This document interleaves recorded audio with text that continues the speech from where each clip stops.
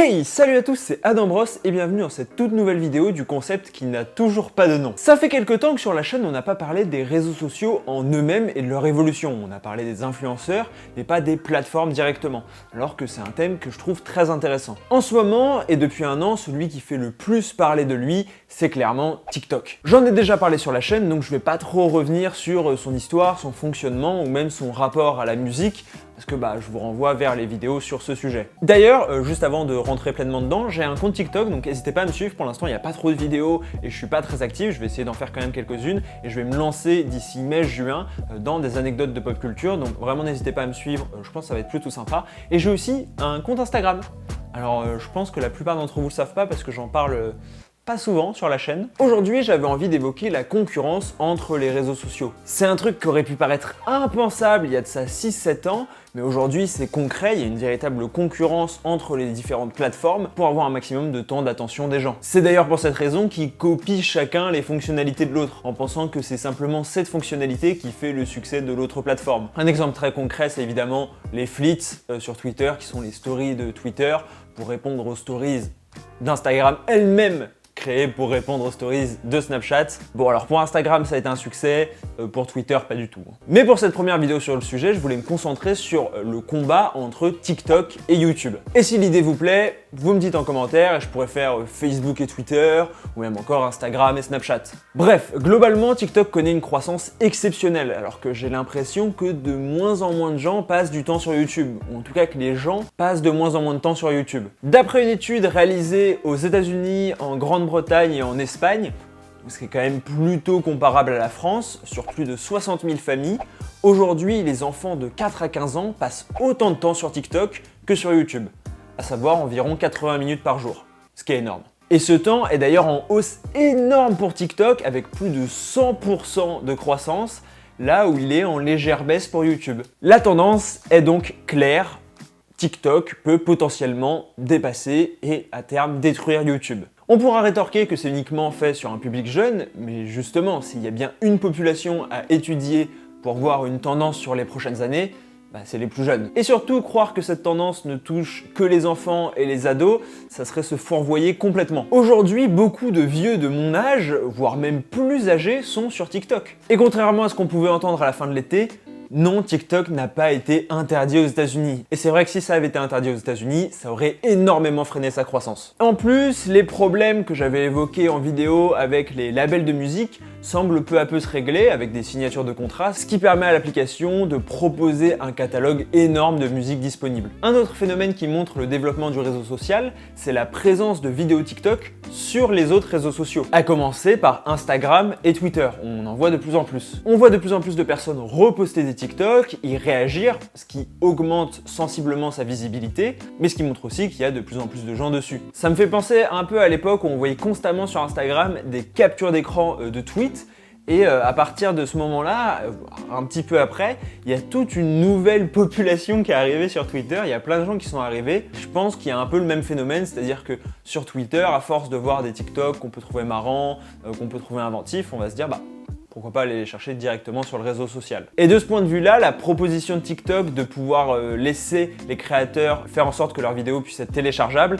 c'est une très bonne stratégie. Parce que ça augmente la viralité potentielle de toutes les vidéos. Ou sinon, il faudrait faire un screen record ou envoyer le lien, et ça marche beaucoup moins bien. Mais surtout, ce qui fait la force de TikTok et ce qui va lui permettre de continuer sa croissance plutôt tranquillement, c'est l'absence totale de concurrence sur son domaine. Dans un premier temps, Instagram a tenté de contrecarrer un peu les plans du réseau social avec le développement des Reels. Bon, et même si c'est pas un ratage complet, on peut constater que le résultat n'est pas complètement au rendez-vous. Pour preuve, ils viennent d'annoncer qu'ils ont modifié leur algorithme pour mettre plus en avant les vidéos natives.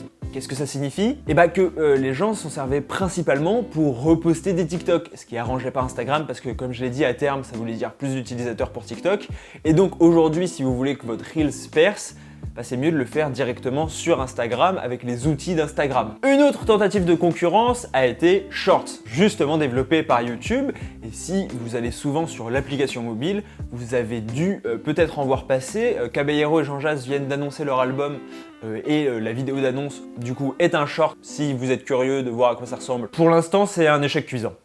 Clairement. En dehors de l'exemple que je viens de donner, en fait, on a principalement des reposts de stories de youtubeurs avec un titre putaclic. genre encore plus putaclic que mes titres. Le problème, c'est que ça se fond super mal à l'application parce qu'on sait pas trop si c'est une vraie vidéo ou pas, on sait pas trop comment on peut interagir, c'est un peu flou, tout comme d'ailleurs les stories sur YouTube, qui servent uniquement de repost pour les stories Instagram, comme c'est le cas par exemple d'Enjoy Phoenix, il me semble, ou sinon qui ont l'air d'être pas vus par grand monde honnêtement. Bref, c'est un fail. Mais surtout, plusieurs facteurs peuvent expliquer la croissance de TikTok dans le fonctionnement même de l'application. Tout d'abord parce que les vidéos courtes, c'est la base d'internet.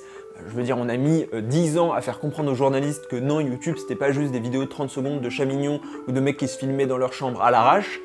Là, le travail est à refaire complètement dans l'autre sens. Non, plus sérieusement, il y a ça, mais il y a également le puits sans fond qu'est le fil TikTok, qui est littéralement infini, un peu de la même manière que Twitter. On pourrait se dire la même chose sur YouTube avec des vidéos à l'infini, sauf qu'il faut réaliser une action pour passer d'une vidéo à une autre, ou alors rester en lecture automatique. Honnêtement, c'est pas super efficace, et puis vu que c'est des vidéos longues, si c'est une vidéo qui nous plaît moyennement, on n'a pas envie de la regarder pendant 10 minutes, alors que si c'est un TikTok, de toute façon, vu que ça dure 20 secondes, c'est pas très grave et on peut le passer beaucoup plus facilement. Et on est alors, selon moi, pleinement dans une logique d'hyperconsommation sur TikTok. Quand on va sur l'application, disons 30 minutes, on va être exposé à potentiellement des centaines de vidéos, dont il va être impossible de ressortir clairement quelque chose de cohérent après y être allé, parce que ça fait beaucoup trop d'informations d'un coup à accumuler pour le cerveau. En plus, ce fil continu est lié à une bulle de filtre qui est ultra impressionnante sur TikTok. Alors, on sait pas trop comment TikTok gère les données personnelles, d'ailleurs ils viennent d'être épinglés sur le sujet parce que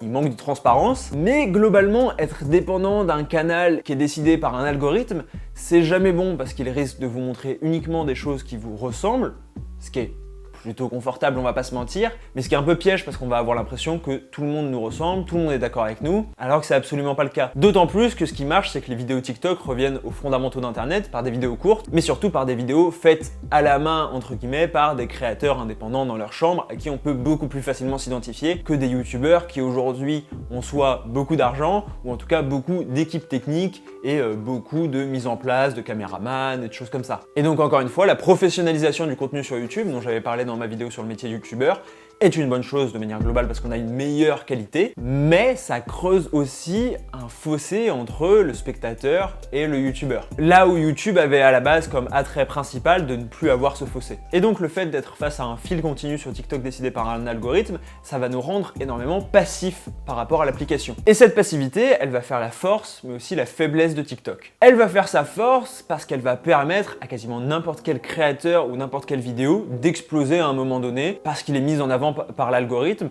sachant que à chaque fois qu'une vidéo apparaît dans notre fil, ça compte comme une vue. Même si on reste une demi-seconde et qu'ensuite on décale et on dit non, ça m'intéresse pas, c'est quand même compté comme une vue. Ce qui fait que le nombre de vues est souvent très important. Parce qu'en réalité, ce n'est donc pas vraiment le nombre de vues, mais plutôt le nombre d'impressions. Lorsque sur YouTube, par exemple, lorsqu'une vidéo est recommandée, il faut cliquer dessus pour la voir. Si jamais mon nombre de vues était égal à mon nombre d'impressions, je serais riche. Et surtout qu'on sait pas trop comment c'est comptabilisé, parce qu'en réalité, si vous faites le test, regardez une vidéo, quittez le compte, retournez dessus et re-regardez la même vidéo, et ça compte une vue, et ça semble être un peu infini. Et donc encore une fois, c'est pour ça que les chiffres sur TikTok sont globalement très élevés. Et surtout, ce flux continu et un peu passif va pousser l'utilisateur à s'abonner à énormément de contenu, sans pour autant s'attacher à ce dernier. Surtout que par rapport à YouTube, la valeur ajoutée est souvent moindre, et c'est normal, en moins d'une minute, c'est plus compliqué d'avoir une valeur ajoutée. Et là, pour le coup, je fais une généralité. Il existe des TikTok qui, en 20 secondes, font des choses exceptionnelles qui demandent énormément de travail. Et à contrario, il y a des vidéos YouTube de 10-15 minutes qui, en fait, c'est simplement des gens qui donnent leur avis sur des sujets. Merde. Mais tout ça pour dire que YouTube a quand même des gros arguments avec lui pour contrer TikTok, ou en tout cas pour ne pas se laisser dépasser par TikTok. Tout d'abord, il est implanté dans le quotidien des gens et est institutionnalisé depuis beaucoup plus longtemps. Il faut prendre en compte que derrière YouTube, c'est Google, derrière Instagram, c'est Facebook, là où TikTok paraît un petit peu seul. De même, YouTube a réussi son institutionnalisation et surtout la professionnalisation de ses créateurs de contenu. Et c'est quelque chose d'immense, je crois qu'on se rend pas compte. Et c'est pas le cas pour TikTok. Effectivement, un système de rémunération est en train de se mettre en place. Mais il est clairement très loin d'être aussi développé que YouTube et le CPM, donc le coût par 1000 vues, à savoir combien rapporte 1000 vues, va être beaucoup moins élevé parce que comme je l'ai expliqué, les vues sont pas les mêmes. Pour que vous vous situiez, d'après des articles qui datent un petit peu, donc peut-être ça a évolué depuis, il serait de 2 à 4 centimes pour 1000 vues. Là où sur YouTube, c'est plutôt 1 ou 2 euros, voire même 4-5 si jamais vous êtes sur une niche. Aujourd'hui aussi, on trouve une plus grande diversité de contenu sur YouTube. Pour le coup, c'est aussi normal.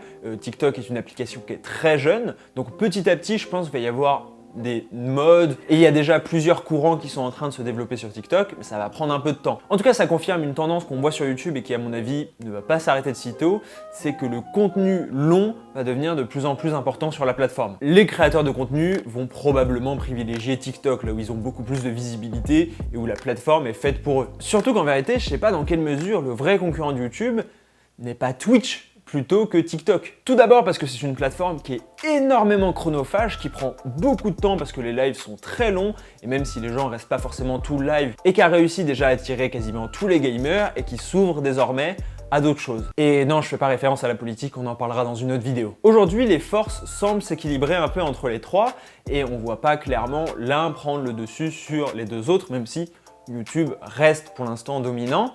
Mais en même temps, ils ont chacun un peu leur domaine. Ce qui est certain, c'est que le monopole de YouTube sur le secteur vidéo sur Internet touche à sa fin. Et ça va changer des choses. Avant, un créateur qui voulait faire du contenu vidéo sur Internet, il n'y avait quasiment pas de choix, c'était YouTube ou rien. Alors qu'aujourd'hui, beaucoup plus. Ça mettait YouTube dans une situation de confort qui les rendait hermétiques à tout changement.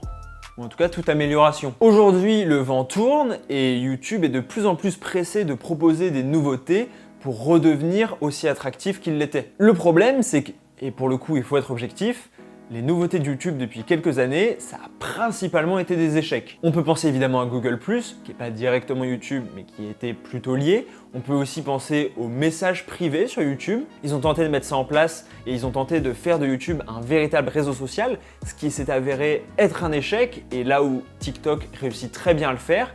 Donc c'est dommage parce que si ça avait été bien mené, je suis sûr que ça aurait pu fonctionner. Et ça semble être la même chose pour les stories et les shorts, parce qu'en fait on comprend pas trop dans quelle logique ça s'implante, c'est pas forcément énormément mis en avant, les créateurs savent pas trop comment l'appréhender, et donc finalement ça fonctionne pas, souvent ils le laissent pendant 1 an, 2 ans et ils l'enlèvent parce que ça marche pas. Donc oui, aujourd'hui TikTok représente une menace pour YouTube, ne serait-ce que parce qu'il prend du temps de cerveau disponible à ses utilisateurs qui avant l'allouaient plus facilement à YouTube. Pour autant, est-ce que YouTube va disparaître ? Évidemment que non, mais encore une fois, il va y avoir du changement à mon avis, et il va y avoir du changement surtout sur les contenus et la manière dont on appréhende les contenus. Aujourd'hui, quand je vais sur YouTube, je sais que c'est pour voir des vidéos qui vont globalement durer plus de 10 minutes. Alors que la plupart des gens, quand ils vont sur TikTok, c'est plutôt pour se vider l'esprit, pour se dire « Allez, je vais regarder des petites vidéos marrantes qui vont me faire passer du temps ». Les YouTubeurs vont donc, selon moi, être de plus en plus contraints à apporter une véritable valeur ajoutée dans leur contenu, sous peine de passer derrière les TikTokers. Est-ce que vous passez plus de temps sur TikTok qu'avant ? Est-ce que le temps que vous passez sur TikTok, vous ne le passez plus sur YouTube ou sur une autre application? Dites-moi en commentaire. Personnellement, je suis pas du tout fan de TikTok, comme je l'ai dit, pour moi, c'est un peu de l'hyperconsommation, j'y trouve pas mon compte, mais comme je vous ai dit plus tôt dans la vidéo, je compte me lancer aussi parce que je considère que si ce qu'il y a sur une plateforme et si ce qui est proposé sur cette plateforme ne me convient pas, pourquoi pas moi proposer ce que j'aimerais voir sur cette plateforme. N'hésitez pas à mettre un énorme pouce bleu, à partager la vidéo, je vais essayer peut-être de mettre des extraits sur TikTok. Donc comme je vous ai dit tout à l'heure, suivez-moi. On se retrouve dimanche prochain 15 h pour une nouvelle vidéo. C'était Adam Bros. Ciao!